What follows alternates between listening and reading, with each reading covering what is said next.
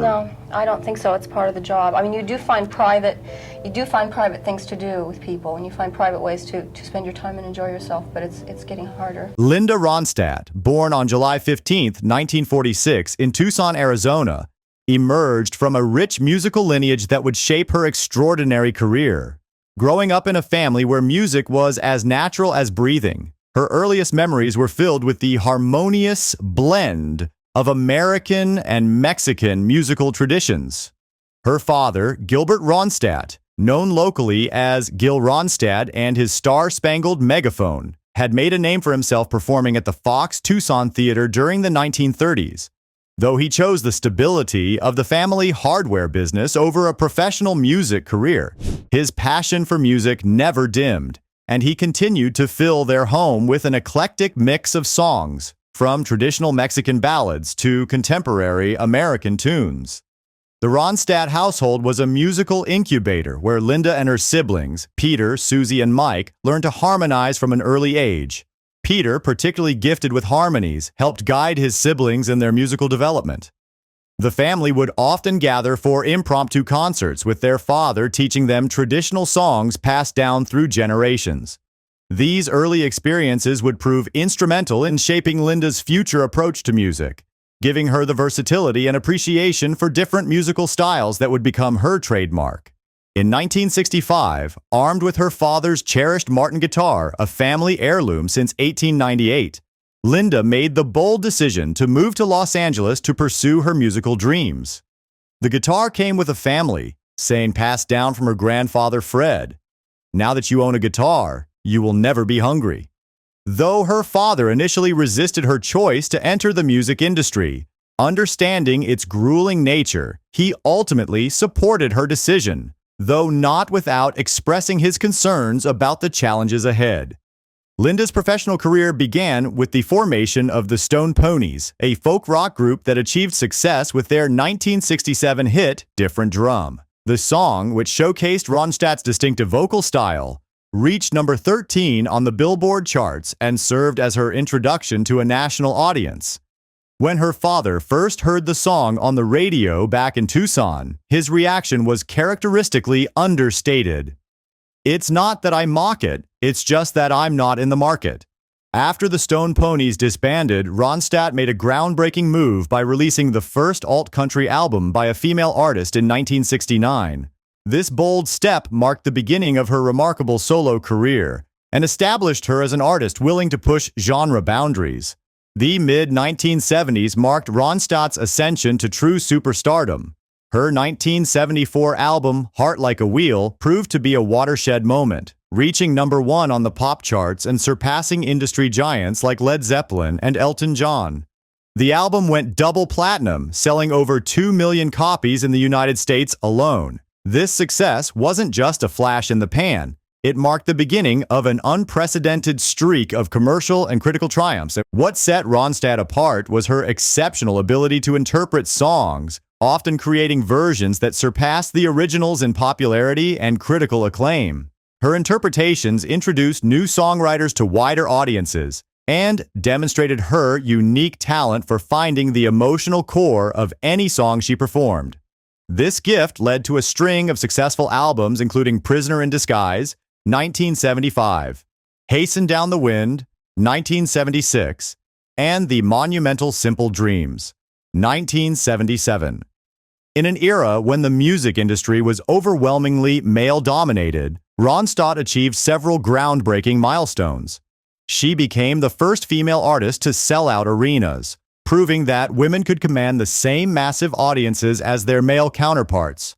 Her achievement of 6 consecutive platinum albums was unprecedented for a female artist at the time, and by 1978, she had become one of the highest-paid women in rock music, earning approximately $12 million that year, equivalent to $38 million today. However, success came with its challenges. In a 1976 interview with Rolling Stone, Ronstadt described the intense loneliness of touring life. "They haven't invented a word for that loneliness that everyone goes through on the road. The world rushes by and people stare at you." She faced constant scrutiny and often battled self-doubt, despite her tremendous success. By the 1980s, Ronstadt was ready for a new challenge. Instead of continuing to chase pop hits, she made the bold decision to explore her Mexican heritage through music. This wasn't just a casual foray. She dedicated herself to studying traditional Mexican music, particularly the challenging mariachi style, apprenticing with the renowned mariachi Los Camperos de Naticano. The result was Canciones de Mi Padre, an album that achieved double platinum status and helped introduce traditional Mexican music to mainstream American audiences. Though some critics questioned this artistic direction, Ronstadt stood firm, often explaining that her family's Mexican roots dated back to the 1700s, and this music was as much a part of her heritage as rock or country. Throughout her career, Ronstadt's personal life attracted as much attention as her music. Her relationship with California Governor Jerry Brown in the 1970s and early 1980s made headlines, with a couple appearing on the cover of Newsweek.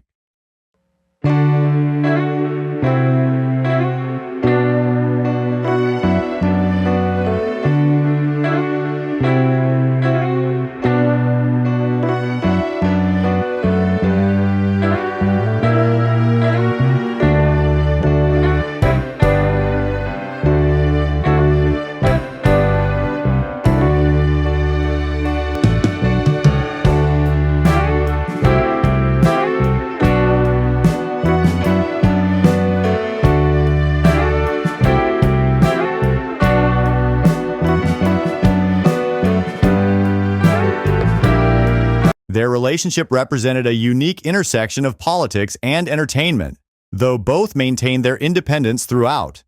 Her subsequent relationship with George Lucas in the 1980s was kept more private, though it lasted 5 years and included an engagement. The Star Wars creator even considered building a honeymoon cottage near his Skywalker ranch, though the marriage never materialized. Other notable relationships included brief romances with comedian Jim Carrey and musicians like Jim Morrison and J.D. Souther. Her dating life has always been a topic of interest, as she's been linked romantically to several notable people. But what sets her apart is her steadfast decision to never marry. Though she never married, Ronstadt found fulfillment in motherhood, adopting 2 children, Mary Clementine in 1990 and Carlos in 1994. This decision marked a new chapter in her life, leading her to eventually leave Los Angeles for San Francisco, and later return to her roots in Tucson to raise her children. The new millennium brought significant challenges for Ronstadt. By 2000, she began noticing changes in her voice, though she continued to perform and record. Her final solo album, Humming to Myself, was released in 2004, followed by a collaboration with Anne Savoy in 2006. Her last live performance took place in November 2009. In 2012, Ronstadt received a diagnosis of Parkinson's disease, later corrected to progressive supranuclear palsy, which explained the deterioration of her legendary voice. She went public with her diagnosis in 2013 during interviews promoting her memoir, Simple Dreams. Despite this devastating news, Ronstadt maintained her dignity and grace, continuing to contribute to the music world through her writing and advocacy. Ronstadt's career achievements are remarkable by any standard: 27 Grammy nominations, 11 Grammy wins, and a Lifetime Achievement Grammy in 2011. Her induction into the Rock and Roll Hall of Fame in 2014, and receipt of the National Medal of Arts from President Barack Obama the same year cemented her status as one of America's most significant musical artists. Her influence extends beyond her commercial success. As a female artist who maintained control over her artistic choices in an era when this was rare, she paved the way for future generations of women in music. Her willingness to cross genres, from rock and country to opera and traditional Mexican music, demonstrated that artificial boundaries need not limit artistic expression. Today, residing in San Francisco's Seacliff neighborhood, Ronstadt continues to inspire through her resilience and grace.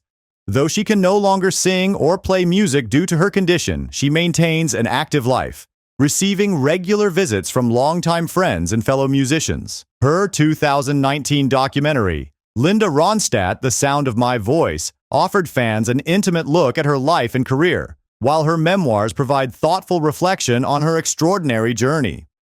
Throughout her career, Ronstadt maintained a distinctive approach to music that set her apart from her contemporaries. She viewed songs as stories that needed to be told with authenticity and emotional truth, regardless of genre. This philosophy allowed her to move seamlessly between different musical styles while maintaining her artistic integrity. Her influence can be seen in countless artists who followed, from country crossover stars to Latin music performers who found mainstream success. Her ability to maintain her cultural identity while achieving mainstream success provided a model for future generations of artists from diverse backgrounds. Linda Ronstadt's journey represents more than just musical success. It's a story of artistic integrity, cultural pride, and personal courage. From her early days in Tucson to her reign as the Queen of Rock and her later exploration of traditional Mexican music, she has consistently demonstrated that true artistry knows no boundaries. Her legacy continues to inspire new generations of musicians and serves as a proof to the enduring power of authentic artistic expression. Despite the challenges she has faced, particularly with her health in recent years, Ronstadt's impact on popular music and culture remains indelible. Her story is not just about the music she made, but about the barriers she broke, the paths she opened for others, and the unwavering commitment to artistic truth that characterized her entire career. What if the woman who played a role in your parents' divorce became your stepmother? How would you handle watching her ascend to become queen? For Prince William, heir to the British throne, this wasn't just a hypothetical scenario. It was his reality. The story of Prince William and Queen Camilla is one of transformation, from bitter resentment to reluctant acceptance, and finally to a complex partnership that would shape the future of the British monarchy. But recent developments suggest there might be more to this relationship than meets the public eye. Well, there were 3 of us in this marriage, so it was a bit crowded. There were 3 of us in this marriage. These words, spoken by Princess Diana in 1995, echoed through British history and left an indelible mark on a young Prince William. At just 13 years old, he watched his mother bare her soul to millions, speaking about the woman who would one day become his stepmother. The tragic death of Princess Diana in 1997 only deepened the complexity of William's feelings toward Camilla. As he walked behind his mother's coffin at just 15, the world watched a boy struggling with unimaginable loss. Behind palace walls, another story was unfolding, one of his father's determination to eventually marry the woman he had always loved. Royal expert Hilary Fordwich reveals, Prince William initially couldn't stand Camilla. The wounds from his parents' marriage ran deep, and Camilla's presence represented everything that had gone wrong in his childhood. The first official meeting between William and Camilla in 1998 was fraught with tension. Reports from that time suggest Camilla was so nervous she needed a gin and tonic to steady her nerves afterward. William, maintaining the composure he'd learned from his grandmother, Queen Elizabeth II, was polite but distant.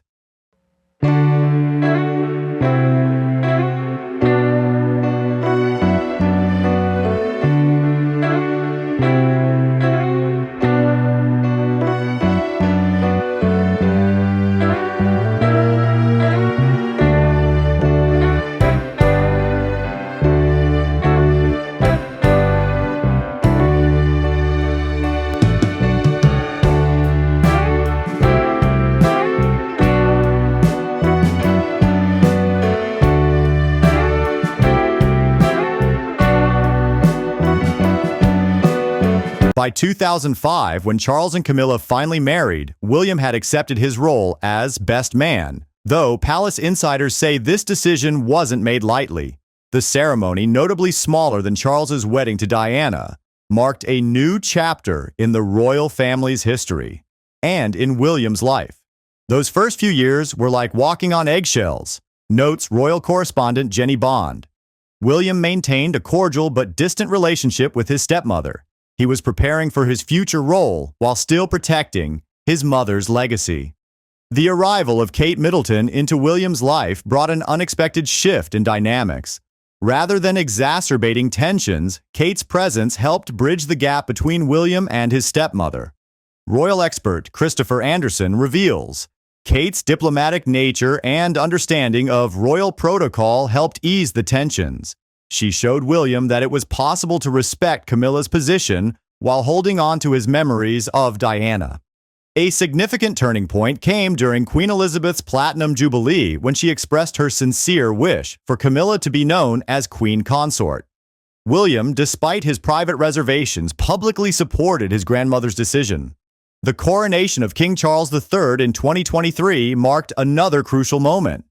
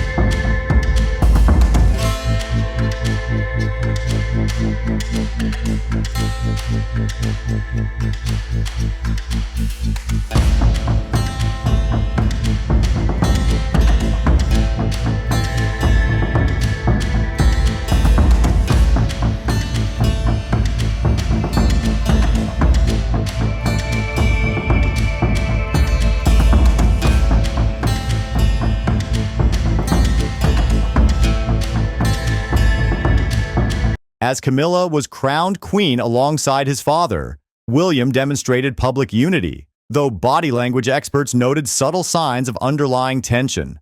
But it was the recent health crises that truly transformed their relationship. With both King Charles and Kate battling cancer, William and Camilla found themselves thrust together as the primary faces of the monarchy. Adversity has a way of bringing people together, explains royal historian Dr. Edward Matthews. William and Camilla discovered they shared a common goal, protecting the institution they both serve while supporting their loved ones through illness. When Prince William announced his decision not to renew Annabel Elliott's contract with the Duchy of Cornwall, it marked a significant moment in royal dynamics. Elliott, Queen Camilla's sister, had served as the interior designer for the duchy's properties since 2005. Following Charles and Camilla's marriage, the official explanation cited that staff had gained sufficient experience from Elliott's years of service, making her role redundant. However, royal watchers saw deeper implications in this decision. As Emily Griffith noted, this move was interpreted as William asserting his independence from Camilla's influence, particularly as he prepares for his future role as king. William's decision aligns with his broader vision for modernizing the monarchy. Under his management, the Duchy of Cornwall is being streamlined for greater efficiency and environmental sustainability. This approach reflects his commitment to contemporary issues, moving away from traditional practices that relied heavily on personal connections and family ties. The timing of this decision was particularly noteworthy, coming during a period when William and Camilla had been working closely together due to King Charles and Kate's health challenges. While their working relationship had appeared to strengthen, this move suggested that William remains determined to make independent decisions about the future of the monarchy, even if they might cause tension within the family. It demonstrated his ability to separate personal relationships from professional decisions in service of his broader modernization goals. Despite the waves created by William's decision regarding Annabel Elliott, William and Camilla maintain a carefully orchestrated professional relationship at public events. Their interactions, while cordial, reveal the delicate balance they've struck, one built on mutual respect for the institution they serve rather than deep familial bonds. It is a complex dance, explains veteran royal correspondent James Anderson. William has mastered the art of compartmentalization, something his grandmother, Queen Elizabeth II, was famous for. He's learned to separate his personal feelings about Camilla's past from their shared duty to the crown. While they may never share the warmth of a true mother-son relationship, they've developed a working partnership that prioritizes the monarchy's stability. William's role as a father to George, Charlotte, and Louis has significantly influenced his approach to family dynamics. He's taken great care to keep Diana's memory alive, sharing stories and photos with his children, while simultaneously acknowledging Camilla's position in their lives. This delicate balancing act shows his maturity in handling complex family relationships. When you see William with his children at formal events where Camilla is present, you witness his evolution, notes royal family expert Victoria Howard. He's created a framework where his children can honor their late grandmother's memory while respecting their step-grandmother's position. It's a masterclass in modern family dynamics. The evolution of William and Camilla's relationship mirrors the challenges faced by countless blended families worldwide. Their journey from initial resistance to functional cooperation offers a high-profile example of how complex family dynamics can be navigated with grace and maturity, even under intense public scrutiny. As William inches closer to the throne, his relationship with Camilla has become increasingly significant for the monarchy's future. Their ability to forge a working partnership, despite their complicated history, showcases a level of emotional intelligence and professional dedication that the modern monarchy requires. Royal expert Sarah Thompson observes, "What we're witnessing isn't just about two individuals finding common ground. It's about the monarchy adapting to contemporary family realities while preserving its core traditions. Their relationship has evolved into a template for how the royal family can handle personal challenges